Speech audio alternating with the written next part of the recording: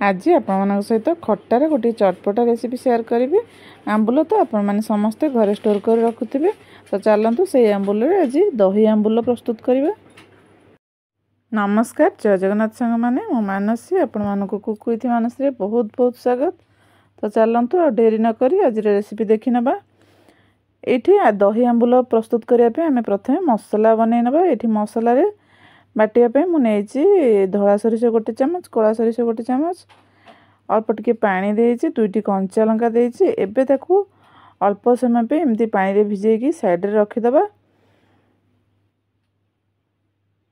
एठी मु आंबुल नैछि 6-7 खंड एठी आंबुल नैछि। आंबुल को प्रथमे पानी देकी भलो भाबरे धोई नबा। आंबुल रे टिके धूली थाए तो भलो भाबरे धोई नेले, जदि किणा आंबुल टिके भलो भाबरे धोई नेले भलो। घर आंबुल हेले तो थरे धोईकी पानी पुरी एमती टिके भिजेई नबा। एठी भलो भाबरे धोई सारला पर अल्प पानी देकी किछि समय पे आंबुल को मध्य भिजेई नेछि। एबे गैस ऑन करी करेई बसई नबा। एठी मोटे करेई बसई नेछि। करेई रे एबे 1.5 कप पाखापाखी पानी दे दबा। पानी अल्प गरम हैला पर सेथिरे आमे भिजेई रखिथिबा आंबुल को दे दबा।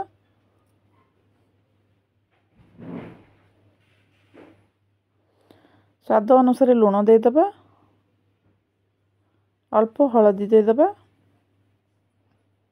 एबे हलदी लुण सब भलो भाबरे गोळेकी गोटे प्लेट कवर कर नबा। एटी 5 ରୁ 7 मिनिट पे एमती कवर कर नबा। एटी 5-7 मिनिट हे गलानी। एबे कवर बाहर कर दबा। एठी हमें चीनी दे दबा। मो एठी 4-5 चम्मच चीनी देइछि। आपण माने जदि गुड़ देबा को चाहछन तो गुड़ देई परंती। एठी चीनी दे सला पर चीनी को भलो भाबरे गोळेई नबा एमती।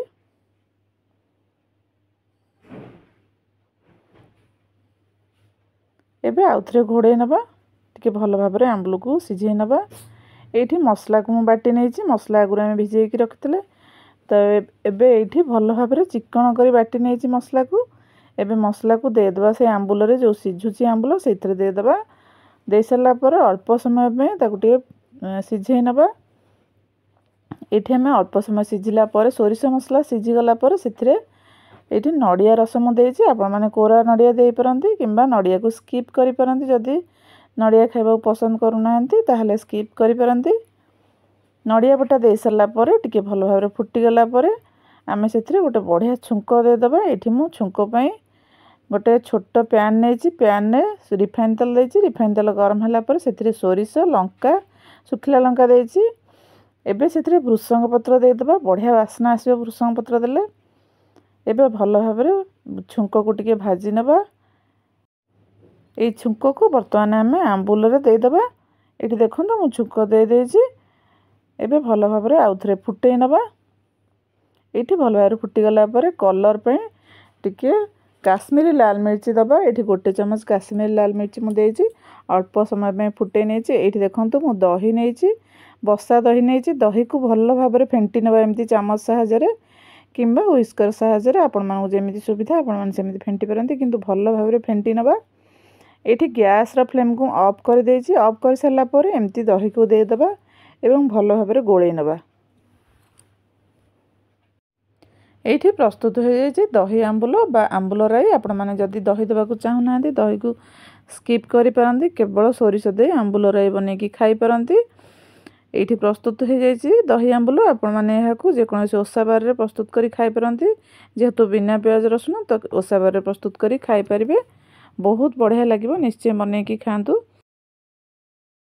रेसिपीटी जदि आपण मानक पसंद आसी थाए ताहले प्लीज गोटे लाइक करि नियंतु। फ्रेंड्स एवं रिलेटिव मानक सहित शेयर करि नियंतु। चैनल रे जदि नुआ अछन ताहले प्लीज सब्सक्राइब करि नियंतु। आपण मानक सहित पुणी देखाबो आ गोटे नुआ रेसिपी सहित। से पर्यंत आपण माने भलर थांतु, सुस्थ थांतु। रहिली, नमस्कार।